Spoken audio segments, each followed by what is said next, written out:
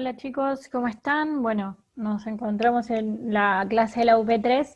En este caso tenemos los puntos que hablan sobre necesidades, demandas y satisfactores, y acá tenemos a dos autores muy importantes, a Staffolani, que ya lo venimos viendo desde crecimiento, y a Ruiz Rojas.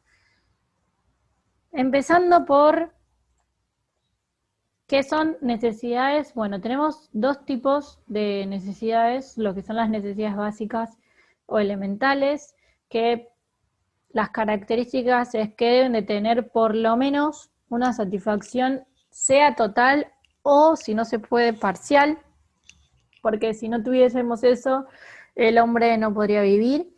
Y en este caso podríamos citar, por ejemplo, la alimentación, el afecto, abrigo, pero el abrigo, y ahora vamos a caer en esto, ¿no? Satisfecho por algo, y en este caso por la ropa. Lo mismo que el hábitat, satisfecho por la vivienda, ¿no?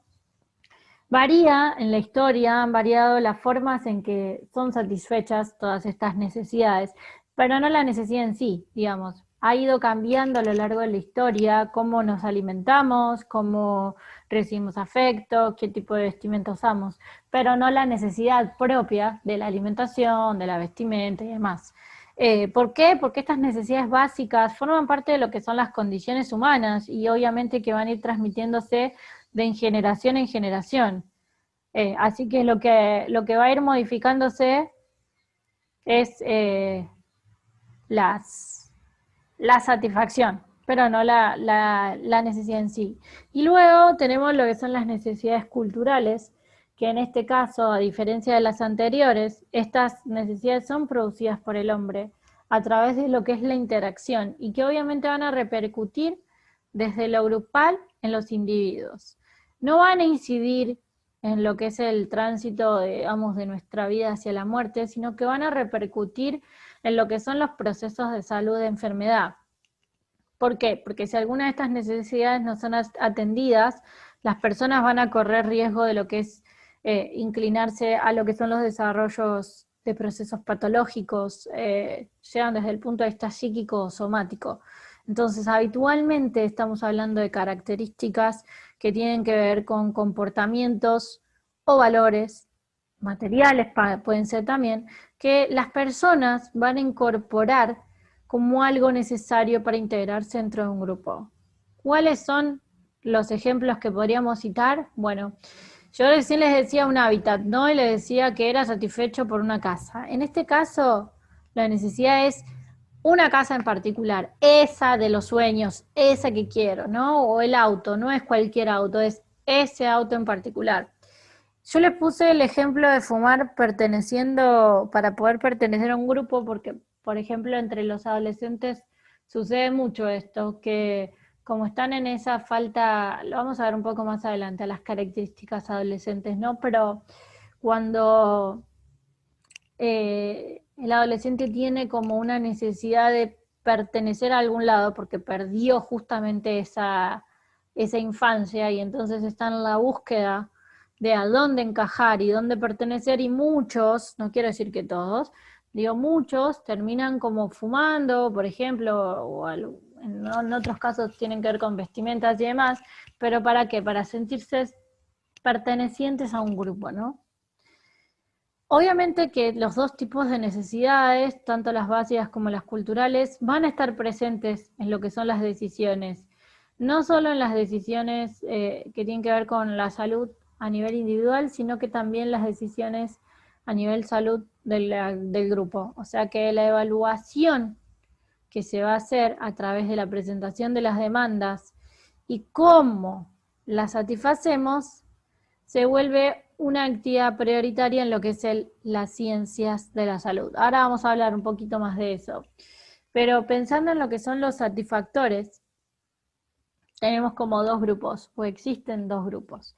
Por un lado, el grupo que es necesario, que son herramientas necesarias para cuidar a la salud, y en este caso tenemos a lo que son los satisfactores individuales, que cubren una sola necesidad, y después tenemos a lo que son los satisfactores sinérgicos, en donde cubren más de una necesidad al mismo tiempo. Por ejemplo, lo que es la promoción de la salud. Porque recordemos que la definición de promoción de la salud era darle las herramientas a la población para que mejore su calidad de vida. Entonces, si yo pongo, por ejemplo, como, bueno, ahora estamos en pandemia y no se pueden usar, pero, por ejemplo, bueno, pero las bicis sí se pueden usar. Las bicicletas de la MUNI son una política de promoción.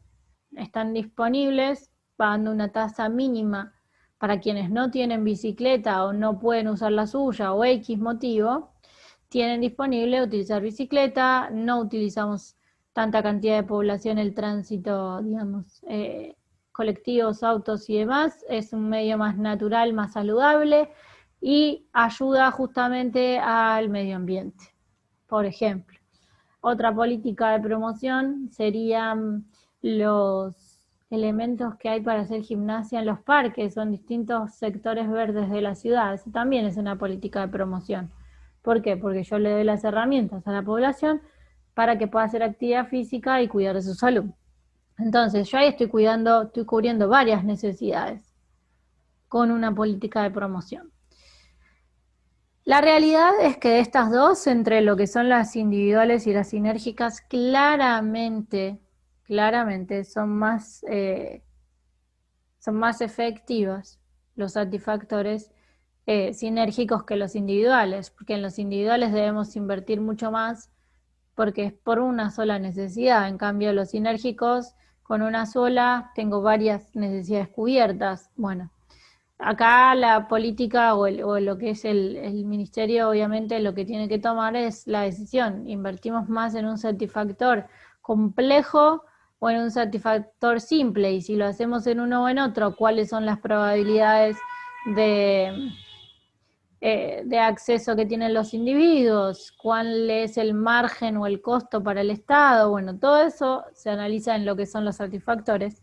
Y el segundo grupo es el que hay que tratar de evitar, porque impactan de alguna forma negativa sobre los individuos y la población. ¿Cuáles son? Lo que se llaman pseudo-satisfactores. ¿Por qué pseudo-satisfactores? Porque parece que van a cubrir una necesidad, pero en definitiva no lo hacen. Citaríamos un ejemplo de, por ejemplo, un centro de salud, que forma parte obviamente dentro de lo que es la atención primaria, que solamente se ocupa de la atención de la enfermedad, o sea, solamente, por ejemplo, reparte medicamentos. Es como si solamente, por ejemplo, hoy en este momento de pandemia hubiese algún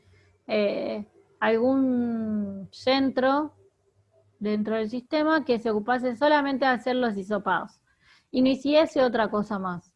Generalmente, si ustedes observan lo que es el sistema provincial o el local acá, van a ver que están todos interconectados, pues no tendría sentido hacer un análisis solamente de quiénes tienen COVID y quiénes no, ¿no? Bueno, entonces, pareciera que sería algo positivo porque está atendiendo la enfermedad, pero acaba siendo negativo porque nosotros sabemos muy bien que no es solamente la atención de la enfermedad, sino que la prevención tiene un nivel anterior también, y es justamente evitar la aparición de la enfermedad.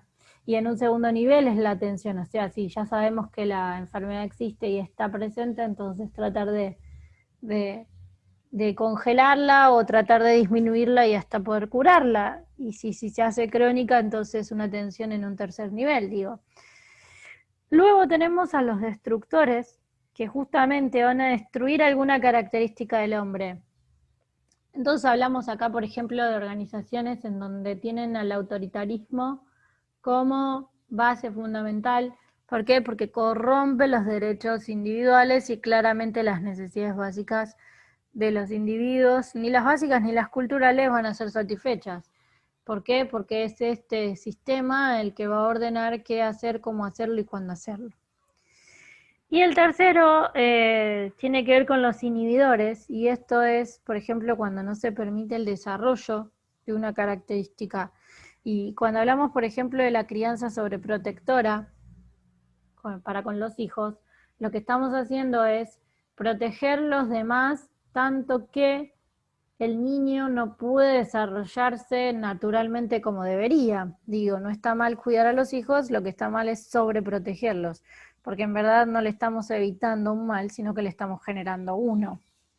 Entonces tenemos que tener en cuenta que el grupo 1 es el grupo que necesitamos tener como Estado y como individuos, y el grupo 2 es el que tenemos que evitar.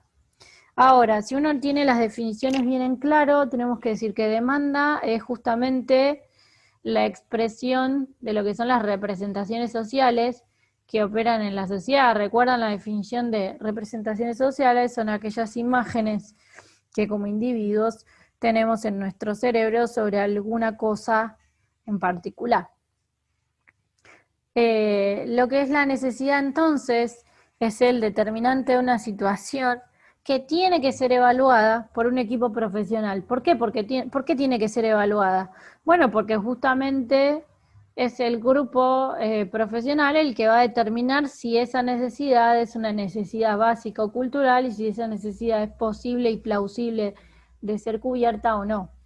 Y luego tenemos a los satisfactores, que son entonces la acción que intenta cubrir o superar la demanda como la necesidad. Entonces, la relación que existe entre lo que es la demanda y la necesidad va a ser mediada o medida por quienes son los responsables de la calidad de vida. Y en este caso estamos hablando de que se puede hacer una identificación real de una necesidad para luego poder entonces establecer cuál es el satisfactor adecuado para esa necesidad. La relación que existe, y si uno mira el cuadrito ahí, que Staffolani establece entre lo que es demanda, necesidad y satisfactores, y los números van a corresponder a esto que yo estoy leyendo acá ahora. Fíjense, el punto 1 es el que va a tener ubicado entre lo que es demanda, necesidad y satisfactor. El 2, por ejemplo, tiene necesidad y satisfactor, pero no tiene demanda. El 3 tiene satisfactor. El 4 tiene demanda, satisfactor, pero no tiene necesidad. El 5 demanda. El 6 tiene necesidad y demanda, pero no satisfactor. Y el 7 tiene necesidad. ¿Qué estoy queriendo decir con todo esto? Bueno, en el punto 1 entonces decimos que es la situación deseable, como les decía recién, porque es la que coinciden los tres, demanda, necesidad y satisfactor. O sea, hay una adecuación entre los tres. Esa es la situación deseable. Claramente esto es muy difícil que suceda, o en muchos casos no se da, o no se termina dando por cuestiones de necesidad, por cuestiones de falta de resolución, por un montón de situaciones, ¿no? En el punto 2 hay necesidad y hay satisfactor, pero no hay demanda expresada por la comunidad. Fíjense, hay necesidad y hay satisfactor. O sea, hay una necesidad por parte de la población y hay un satisfactor que lo puede llevar adelante, o sea, que lo puede solventar a esa necesidad. Pero no hay una demanda expresa, o sea, la población no lo expresó. En el 3 tenemos el satisfactor, pero al no tener una demanda y una evaluación entonces de la necesidad, entonces no tiene ningún sentido. En el 4 hay un satisfactor que cubre una demanda, pero no una necesidad. Y en el 5 hay una demanda que no corresponde a una necesidad, ni se organiza con un satisfactor. El 6 es una demanda que corresponde a una necesidad, pero no se satisface, y en el 7 hay una necesidad, pero no hay demanda y no se satisface. ¿Por qué decimos entonces que la situación 1, cuál sería un ejemplo? En un barrio de la ciudad de Rosario, por ejemplo, en un barrio necesitan de un centro de salud más, porque el que está tiene sobrepasada la cantidad de pacientes, ¿no? Bueno, esa es la necesidad. La necesidad es un centro de salud. Ok. La demanda de la población sería pedirle a la Municipalidad de Rosario y extenderle que en ese barrio se necesita un otro centro de salud, porque el que está no da abasto para atender a toda la población. Y el satisfactor sería entonces que luego de hacer un análisis el Estado municipal, o sea, la municipalidad, hacer un análisis en el barrio, hacer un análisis del centro de salud en el que está, con los profesionales que está, con el equipamiento que está, hacer un relevamiento de todas esas necesidades y luego entonces poder establecer un centro de salud para esa población. Entonces, ahí y solo ahí tendríamos las tres cuestiones cubiertas: necesidad de la población, la demanda expresa y el satisfactor que va a solventar aquella necesidad luego de hacer una evaluación. Espero que les haya servido la clase y que cualquier duda pueden mandarme mails, no hay ningún problema, yo se los respondo. Así que nos vemos la próxima.